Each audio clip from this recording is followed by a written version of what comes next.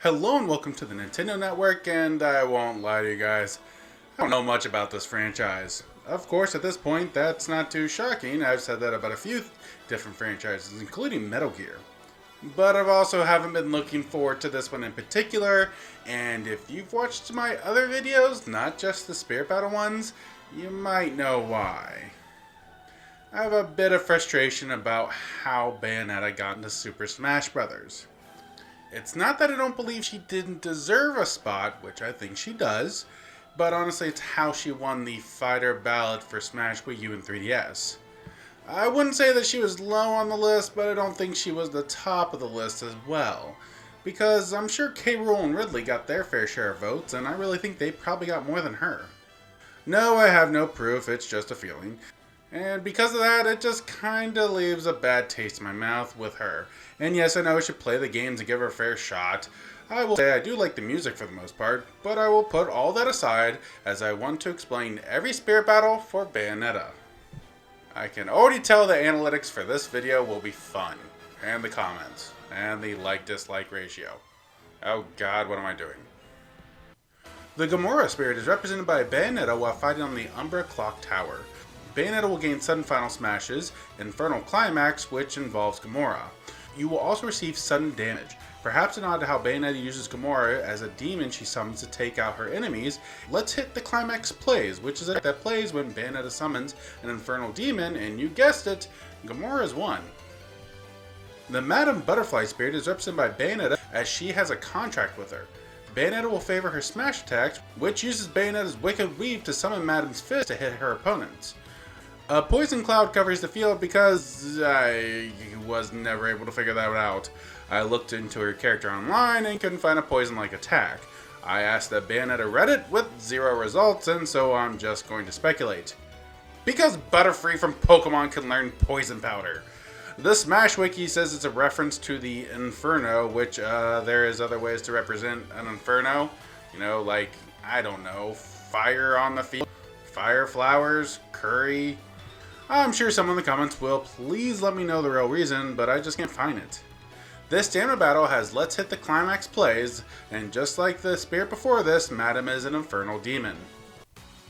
The Genie spirit, a name I think I butchered a few years ago in a video, and I might have actually done it again here, I'm sorry, is represented by Bayonetta while fighting on Umbra Clock Tower. She has a very similar fighting style to Bayonetta, and they are rivals. Bayonetta's ranged weapons have been buffed during the stamina battle. The track Red and Black plays, a track that was used when they fight in their friendly rivalry. The Luka spirit is represented by Greninja while fighting on New Donk City. New Donk City represents Isla del Sol, a metropolis area in Bayonetta. Greninja was seemingly chosen as Luka is a journalist and escape artist, and moves like Substitution could represent the latter. When badly damaged, Greninja will become invincible for a short time, and this could be a nod to the fact in the first Bayonetta when Baldur shoves Luka out of a window, assumingly killing him, but Bayonetta saves him. And apparently there are multiple times where he seems like he's gonna die and he doesn't, so I guess invincibility does kind of represent that well. Riders of the Light plays. The Cereza spirit is represented by Tiny Isabelle and a Bayonetta. As in the first game, Bayonetta is having to save her. You fight it out on Luigi's Mansion, which could represent Virgid, where you first encounter the child version of Bayonetta. I wonder how all this works with the space-time continuum. Probably not well. You must defeat Isabelle to win the battle as Let's Dance Boys plays. I did say I like the music, but the names are somewhat suggestive. The Loki spirit is represented by Sheik, as Yugimoto is in Jump Force and not in this game. Because Loki uses cards to attack, like Yugi summons monsters like Dark Magician. This joke is just not working. Should have done a Marvel joke. Anyways, you fight on Clock Tower as the timer item will commonly spawn, a nod to the obscene amount of time travel done in these games. Seriously, both involve some sort of time traveling plot. Sheik will also be invisible, a nod to how Loki exists in Purgatorio, a parallel reality to the human world that is normally unseen. The instrumental version of Bayonetta 2's Tomorrow Is Mine plays. That's a mouthful of a name of a title for a song. The Baldur spirit is represented by a giant robin while fighting on Umbra Clock Tower. Side note, I did 5 takes and I could not say Umbra Clock Tower. That was really frustrating, and I guess I don't need to put this into the video, but hey, I did.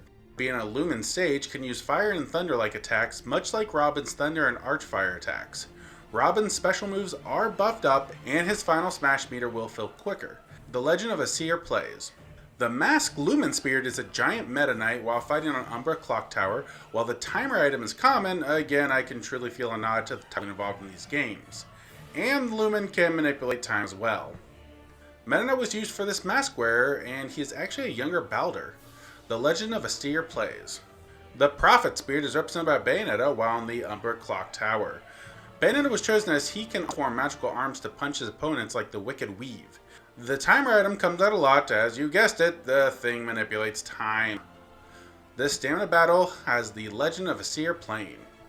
The Affinity Spirit is represented by 4 pits, as the Affinity is a common low-level angel enemy in the Bayonetta games that will appear in large numbers. You fight it out on Umbra Clock Tower, as they are in the background as the pits have increased speed. One-of-a-kind plays. To a spirit based on an enemy that has a handful of variations and come at you in hordes. Odd choice of a song name for this guy. The Inspired Spirit is represented by 4 Mewtwo on Umbra Clock Tower, as you see them in the backgrounds at times. These guys are mini-bosses in the first Bayonetta, and being a mini-boss, Mewtwo's physical powers are buffed up at the start of the battle with a rocket belt attached to give them the ability to fly just like the Inspired. One-of-a-kind plays. The Fortitudo Spirit is represented by a giant Charizard while on Umbra Clock Tower. The stage has low gravity to give Charizard a flying or hovering-like feel as this dragon-like creature flies around. Also, Fortitudo has fire-breathing abilities, and Charizard's own fire and explosion attacks are buffed while one-of-a-kind plays in the stamina battle.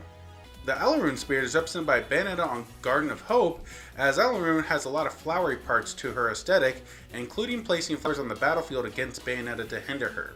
To add to that, Bayonetta will start with a lipstick item.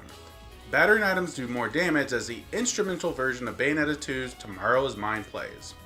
And there you have it, everyone. Every Bayonetta spirit battle explained, and admittedly, I am more intrigued than I was before of this series. It seems very character driven, which is something I really enjoy, but fighter ballot still leaves me a bit bitter. I need to get over that.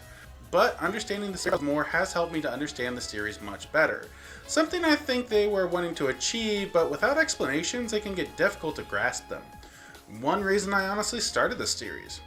I'm happy I got more context with them and the characters of Bayonetta, thanks to Super Smash Bros. Ultimate. Thank you for joining me here at the Nintendo Network. What was your favorite Bayonetta spirit battle? Let me know in the comments below. If you like this, make sure to hit that like button, subscribe, join our Discord, and consider helping out on Patreon. As always, this is the Nintendo Network signing off.